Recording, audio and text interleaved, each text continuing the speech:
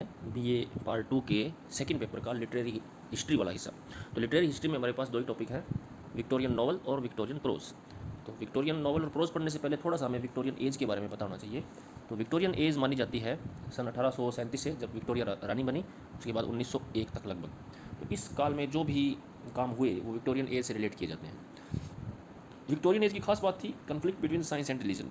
इस एज में क्या हुआ कि साइंस की प्रोग्रेस बहुत ज़्यादा हुई, विज्ञान में बहुत ज़्यादा तरक्की की इंसान ने, और विज्ञान ने बहुत सारे धार्मिक अंधविश्वासों को और पाखंडों को एक्सपोज कर दिया था। तो लोगों की मान्यताएं थोड़ी थोड़ी रिलीजन से टूटने लगी थी, विश्वास थोड़ा थोड़ा हिलने लगा था। तो इस बेस पे काफ़ी सारी बुक्स लिखी गई जिनके अंदर इस बातों का जिक्र होता है। और सबसे इंपॉर्टेंट तो आपको पता ही है, चार्ल्स डार्विन था, जिसने उस सदियों पुरानी मान्यता को हिला दिया था, झटका दे दिया था, जिसमें कहा जाता था कि हम सब एडम और ईव की संतानें हैं। सबसे पहले एडम और ईव आए धरती पे, फिर हम सभी उनकी संतानें बने। बाइबल में इस तरह का जिक्र आता है ये। तो डार्विन ने बता दिया कि ऐसा कुछ नहीं है, जीवों का क्रमिक विकास हुआ है, एवोल्यूशन थ्योरी उसने दी, 2 बुक्स लिखी, तो उससे बहुत एक भूचाल आ गया था। ये विक्टोरियन एज की बहुत ही एक स्ट्राइकिंग फीचर है। और दूसरी फीचर ये है कि लोगों में धन दौलत बहुत ज़्यादा आ गई थी, क्योंकि इंग्लैंड ने इस समय बहुत सारे देशों को गुलाम बना रखा था, भारत भी इसमें शामिल था, और वहाँ से खूब शोषण कर रहे थे और खूब धन संपदा इनके पास आ रही थी। धन आने के कारण इनका जो लिटरेरी टेस्ट है वो भी चेंज हुआ, लोग पढ़ने पढ़ने लिखने लगे और उनके नए नए शौक बनने लगे, तो लिटरेचर पर भी उसका काफ़ी प्रभाव पड़ा। ओके, थोड़ा इसमें देख लेते हैं जो हमने नोट्स बनाए हैं। Victorian was an era of great political, social, economic and religious activities. तो एक्टिविटीज़ बहुत थी इसमें, हर फील्ड में एक्टिविटीज़ थी, पॉलिटिकल, सोशल, इकोनॉमिक और religious. In this age the gap between rich and poor was increasing. Gap बढ़ रहा था, रिच और रिच हो गए, पुअर और पुअर हो गए। This age witnessed the progress of science which shook the belief in God. ये बात हमने कर ली है, साइंस में बहुत प्रोग्रेस हुई। इंग्लैंड की जो गवर्नमेंट थी उसने साइंस को बहुत बढ़ावा दिया, बहुत ज़्यादा उनको फैसिलिटेट किया साइंटिस्ट को, तो उन्होंने तरह तरह की खोजें करना शुरू की। कंपटीशन बहुत बढ़ गया था साइंस की फील्ड में, हर व्यक्ति अपनी नई खोज करना चाहता था। रॉयल एकेडमी ऑफ साइंस की भी स्थापना हुई थी, तो उससे काफ़ी ज़्यादा तरक्की हुई साइंस में। तो साइंस के फील्ड से तरक्की होने से रिलीजन जो था उस पर बुरा प्रभाव पड़ा। This all created a sense of doubt and despair in the minds of the common people. अब जब लोगों की धार्मिक मान्यताएं टूटने लगी, उन पर प्रहार हुआ, तो उनके दिमाग में डाउट और डिस्पेयर क्रिएट हुआ। कई लोग निराश भी हुए और कुछ लोगों में डाउट की भावना भी आई, हर चीज़ को डाउट की नज़र से देखने लगे वो। अब आते हैं विक्टोरियन प्रोज पे। तो विक्टोरियन प्रोज में क्या क्या खास बातें थी। प्रोज यानी एसेज वगैरह जो लिखे जाते थे, गद्य में जो कुछ भी लिखा जाता था, तो उसकी खास बात ये थी कि एक तो इसमें मोरल पर्पस था। विक्टोरियन लोग अपनी मोरालिटी के लिए बहुत फेमस हैं, जैसे नैतिकता की और रूल्स की बातें जो थी विक्टोरियन एज में खूब बढ़ा चढ़ा करके कही जाती थी। आज भी जो लोग बहुत ज़्यादा संस्कारी बनते हैं इंग्लैंड में, पुराने नियमों के अनुसार चलने की कोशिश करते हैं, तो उनको ये कहा जाता है कि तो विक्टोरियन जैसा है, विक्टोरियन टाइप का पर्सन है।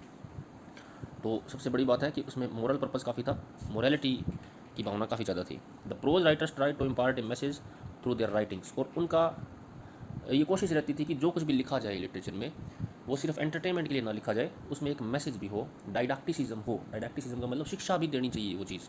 तो हर प्रोज राइटर जो भी था, उसने जो भी लिखा विक्टोरियन एज में, उसके पीछे उसकी मंशा थी कि ये मेरा जो वर्क है मैसेज भी दे लोगों को।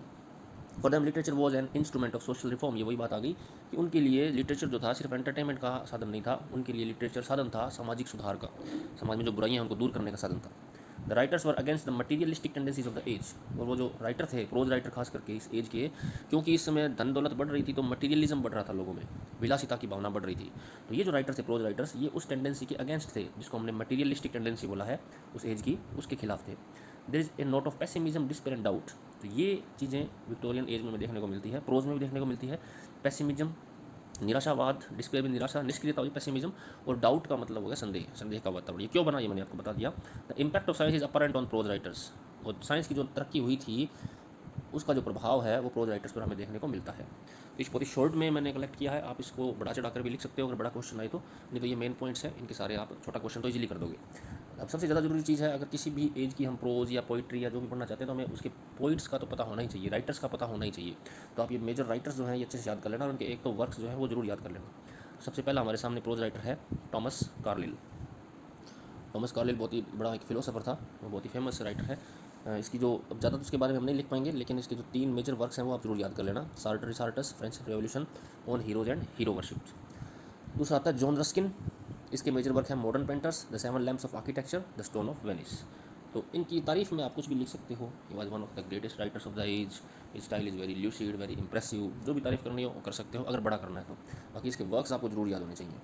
आगे लॉर्ड मैकाले है, इसको वर्क इतना मेंशन नहीं किया। कार्डिनल जॉन हेनरी न्यूमैन, इसका भी नाम याद रख सकते हो आप।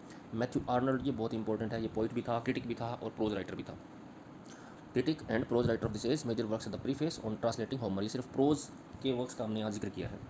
चार्ल्स रॉबर्ट डार्विन, ये जो था आदमी, यही रिस्पॉन्सिबल था पूरा उथल पुथल लाने के लिए इंग्लिश सोसाइटी में, विक्टोरियन एज में नहीं, पूरे वर्ल्ड में, क्योंकि इसने जो बुक्स लिखी, ये एक साइंटिस्ट था, इसने पूरी दुनिया का भ्रमण किया, हर दुनिया के हर आइलैंड में जाकर के इसने जीवों का अध्ययन किया कि किस तरह से जो जीव हैं वो पैदा हुए, विकसित हुए, उनकी क्या क्या खासियत है, और लास्ट में इसने ये थ्योरी दी, एक तो सर्वाइवल ऑफ द फिटेस्ट की, कि धरती पे वही जिंदा रहता है जो फिटेस्ट होता है, जो योग्य होता है वही जिंदा रहता है, जीवन संघर्ष से भरा हुआ है, हर व्यक्ति को संघर्ष करना पड़ता है और वो जो योग्य होगा वही जीतता है, इसको सर्वाइवल ऑफ द फिटेस्ट कहते हैं। एवोल्यूशन थ्योरी दी कि जीवों में किस तरह से विकास हुआ है, परिस्थितियाँ बदलती हैं तो जीवों के अंगों में विकास हो जाता है। तो इससे जो एज ओल्ड जो मान्यताएं थी, जो धर्म के आधार पर बनी हुई थी कि धरती का निर्माण कैसे हुआ, जीवों की उत्पत्ति कैसे हुई, वो जो रिलीजियस बिलीफ थे वो सारे के सारे ढेर हो गए, और बहुत सारे लोगों ने इसका विरोध किया, लेकिन कुछ समझदार लोग थे उन्होंने इसको एक्सेप्ट भी किया, लेकिन रिलीजन का जो ताना बना था वो काफ़ी बिखर गया। तो ये बहुत ही इंपॉर्टेंट है, लिटरेचर में भी इंपॉर्टेंट है, साइंस में भी इंपॉर्टेंट है। तो दो बुक्स थी इसकी, द ओरिजिन ऑफ स्पीसीज और द डिसेंडेंट ऑफ मैन, ये 1859 में आई थी, ओरिजिन ऑफ स्पीसीज। आगे जॉन स्टुअर्ट मिल है, ये पॉलिटिक्स में भी आता है, पॉलिटिकल साइंस में, on liberty representative government, T लगा देना यहाँ। तो प्रोज में इतना बहुत है, मेजर प्रोज राइटर्स हमने कर लिए हैं, विक्टोरियन एज की खास बातें भी कर ली हैं।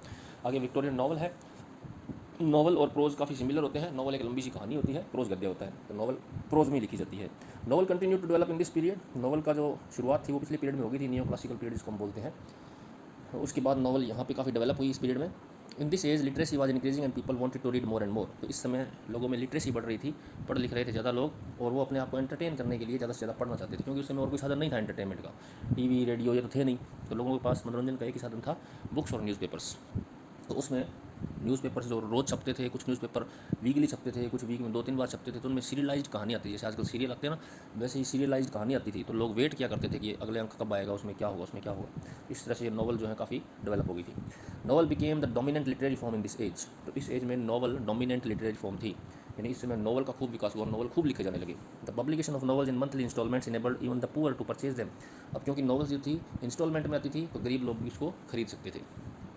Features of the novelist of the Victorian era, अब जो इस एरा के जो नॉवलिस्ट थे उनकी फीचर क्या थी, accepted the middle class values, तो जो नॉवलिस्ट थे ग्रेट, जो चार्ल्स डिकन्स सबसे इंपॉर्टेंट माना जाता है, टॉमस हार्डी है, विलियम ठाकरे है, ये सारे इंपॉर्टेंट आगे हम पढ़ेंगे इसके बारे में। तो इन्होंने क्या किया, मिडिल क्लास के लोगों पर ध्यान दिया, क्योंकि मिडिल क्लास जो था वो बहुत डेवलप हो रहा था उस समय, उनके पास पैसा आ रहा था, पढ़ लिख रहे थे, तो उनकी वैल्यूज़ को एक्सेप्ट किया।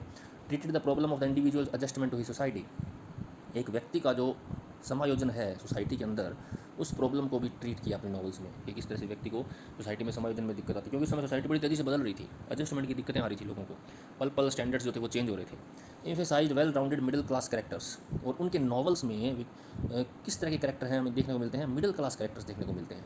कोई जैसे पुराने टाइम में जो कहानियाँ लिखी जाती थी, उनके हीरो राजा रानी हुआ करते थे, युवराज हुआ करते थे, या बड़े उच्च पदों पर आसीन लोग हुआ करते थे, लेकिन अब जो नॉवेल्स लिखी जा रही थी उनके हीरो कौन थे, मिडिल क्लास लोग थे, और वो वेल राउंडेड थे। वेल राउंडेड का मतलब चेंज होते रहते हैं जो कैरेक्टर, जिनका कैरेक्टर डेवलपमेंट होता है, शुरू में कोई दुष्ट कैरेक्टर होता है, बाद में भला बन जाता है, वो राउंडेड कैरेक्टर होता है, तो उन ऐसे कैरेक्टर्स पर जोर दिया गया। Portrait the hero as a rational man of virtue, तो हीरो जो था इन नॉवेल्स का वो कैसा होता था, वो बहुत ही तार्किक आदमी होता था, समझदार आदमी हुआ करता था, गुणों से भरपूर हुआ करता था। तो इस नॉवल की खास बात यह है कि हीरो जो था वो बहुत ही आइडियल मैन हुआ करता था। Believed that human nature is fundamentally good, और उस नॉवेल्स में खास बात यह है कि ऐसा माना गया है कि आदमी बेसिकली अच्छा आदमी होता है, लेकिन परिस्थितियाँ उसको ख़राब कर देती हैं। And lapses are error of judgement, और जो भी लैप्सेस होती हैं उस आदमी से जो कि बेसिकली अच्छा आदमी है, वो कभी कभी एरर रहती है जजमेंट में, यानी अनुमान लगाने में कोई गलती हो जाती है, तो उससे वो आदमी गलत हो जाता है। अगली जो खासियत है, shift from industrialism and utilitarianism, उपयोगितावाद बोलते हैं इसको, और इंडस्ट्रियलिज्म का मतलब ये जो कारखाने वगैरह लगते थे, नए नए उद्यम शुरू हो गए थे, उनसे शिफ्ट करती है novels. Shift towards intellectualism, novel में इंटेलेक्चुअलिज्म भी खूब है, बुद्धिमत्तापूर्ण है, सोचने को मजबूर करती हैं वो नॉवेल्स में। इमेजिनेटिव रेंडरिंग ऑफ रियलिटी, और रियलिटी को काफ़ी अच्छे तरीके से दिखाया गया है। तो अगर बड़ा क्वेश्चन आ जाए तो आप इनको थोड़ा सा एक्सप्लेन कर सकते हो, इनको हेडिंग बना करके, और छोटा आ जाए तो वैसे ही लिखा जा सकता है। आगे है, the Victorian novel appeal to readers because of its realism, ये खासियत थी विक्टोरियन नॉवेल्स की, रियलिज्म था इनमें, वास्तविकता था। Impulse to describe the everyday world, और एवरीडे वर्ल्ड को दिखाया करते थे, कोई इमेजिनरी वर्ल्ड में नहीं लेके जाती थी, ये काल्पनिक लोक में नहीं लेके जाती थी। Introduction of characters were blends of virtue and vice, उनके कैरेक्टर्स के अंदर वर्च्यू और वाइस दोनों का मिश्रण हुआ करता था, ब्लेंड हुआ करता था। Attempts to display the natural growth of personality, personality की जो नेचुरल ग्रोथ है उसको डिस्प्ले करने का अटेम्प्ट किया गया है। Expression of emotion, love, humour, suspense, melodrama, pathos, ये सारी चीज़ें, ये सारी भावनाएं, सारे इमोशंस एक्सप्रेस किए गए हैं। मोरल अर्नेस्टनेस एंड होलनेसनेस, और संपूर्णता है इसमें, गंभीरता भी है और संपूर्णता भी है। तो अब मेजर राइटर्स, इसके बिना बिल्कुल अधूरा है, जब तक हमें मेजर नॉवलिस्ट पता ही नहीं होंगे तो हम विक्टोरियन नॉवल को क्या जानते हैं, कुछ नहीं जानते। सबसे इंपॉर्टेंट चार्ल्स डिकन्स, हीरो था ये उस समय का, सेलिब्रिटी था, जैसे अमिताभ बच्चन रहे, शाहरुख खान रहे हैं, उसी तरह से उस समय का ये हीरो बन गया था वर्ल्ड वाइड। तो दुनिया इसके इंतजार किया करती थी इसके नॉवल कब आएंगे, नॉवल का अगला पार्ट कब आएगा, क्योंकि पार्ट में आया करते थे और बहुत सारे नॉवल्स लिखे इसने। तो मोस्ट सक्सेसफुल था, विक्टोरियन नॉवलिस्ट था। We admire Dickens. डिकन की खास बात क्या है, इसके जो जितने भी कैरेक्टर ना चाइल्ड सेंटर्ड हैं, बच्चों के ऊपर आधारित है। बचपन से शुरुआत होती है इसकी नॉवल किसी भी कैरेक्टर की, क्योंकि इसने खुद बचपन में बहुत संघर्ष किया था, खुद भी अनाथ रहा था, तो इसको पता था बचपन में आने वाली दिक्कतें। Fertility of character creation, character creation इसका बहुत ज़बरदस्त था। कैरेक्टर को रचना करना, कैरेक्टर का निर्माण करना, इसकी नॉवेल्स में तरह तरह के कैरेक्टर्स देखने को मिलते हैं जो अभी तक लोगों को याद है। ये फर्टाइल था इस मामले में, बड़ा उपजाऊ था। Depiction of childhood and youth, तो बचपन का बड़ा अच्छे से वर्णन किया है। हर नॉवल में आप देखोगे तो हीरो जो है वो एक बच्चा ही होता है जो बाद में बड़ा हो जाता है। कॉमिक क्रिएशन, और लगभग हर नॉवल जो है उसमें कॉमेडी खूब है। मेजर वर्क्स, उसके मेजर वर्क्स कौन कौन से हैं, बहुत ही कम सिलेक्ट किए मैंने, काफ़ी नॉवेल्स लिखी हुई है इसकी। एक Christmas carol, most popular Christmas story in the English speaking world, ये क्रिसमस स्टोरी है। डेविड कॉपरफील्ड, ये इसकी ऑटोबायोग्राफी है लगभग, इसमें खुद की कहानी है इसकी। ऑन फेवरेट नॉवल, और डिकन की खुद की ये फेवरेट नॉवल है। Bleak House, the first Dickens novels with a carefully knit plot. Bleak House जो है उसका प्लॉट बहुत अच्छा है, एक ओलिवर ट्विस्ट है जो आपने पिछले साल पढ़ी होगी। अगला राइटर है विलियम मैकपीस ठाकरे। इसकी वैनिटी फेयर जो थी बहुत ही फेमस नॉवल है, कई फिल्में बनी हुई हैं और मास्टरपीस है ये इंग्लिश लिटरेचर में। दो औरतों की कहानी है, दो सहेलियों की कहानी है, जिसमें एक सहेली जो होती है वो बड़ी चालबाज टाइप की होती है और अपनी ट्रिक्स से खूब आगे बढ़ जाती है, और एक बोली होती है जो दुनियादारी को समझती कम है तो वो पीछे रह जाती है। थॉमस हार्डी, बहुत ही फेमस नॉवलिस्ट है ये भी। He is considered a pessimist and fate plays an important part in his novel. तो इसमें इसका जो नॉवल है फार फ्रॉम मेडिंग क्राउड हमारे सिलेबस में भी है, और ये पेसिमिस्ट माना जाता है। पेसिमिस्ट का मतलब थोड़ा निराशावादी माना जाता है, और इसकी नॉवल्स में हमें देखने को मिलता है कि भाग्य का रोल बहुत ज़्यादा है। आदमी जो है वो भाग्य के हाथों की कठपुतली है, इसके हिसाब से इसकी फिलोसफी यही थी। और इसने नॉवल्स भी ऐसी लिखी हैं, नॉवल्स की कहानी भी ऐसी है कि जो कैरेक्टर होता है वो बेचारा चाहकर भी कुछ नहीं कर पाता, भाग्य के थपेड़ों का शिकार होता रहता है। तो इसकी नॉवल्स हैं major, test of the D Urbervilles, ये टेस्ट की कहानी, एक औरत है उसकी कहानी है। Jude the Obscure, far from the madding crowd, the mayor of Casterbridge, चारों आप याद रख लीजिएगा। जॉर्ज इलियट, एक औरत थी, उसने अपना नाम जॉर्ज इलियट रखा क्योंकि उस समय औरतें बहुत ही कम थी लेखन कार्य में, तो उसको ये लगता था कि कहीं औरत समझ के मेरे काम को कोई पढ़े ही ना, पहले ही रिजेक्ट कर दे, तो उसने अपना नाम ही आदमी वाला रख लिया। ओरिजिनल नेम था उसका मैरी एन इवांस। इसकी राइटर है, इसके जो मेजर वर्क्स हैं एडम बेडे, मिडिल मार्च और रोमोला, इसमें से एक याद रख लेना बहुत है। जॉर्ज मेरिडिथ एक और नॉवलिस्ट है, the egoist and the saving of Shagpat. Okay students, तो ये थे विक्टोरियन प्रोज और विक्टोरियन नॉवल।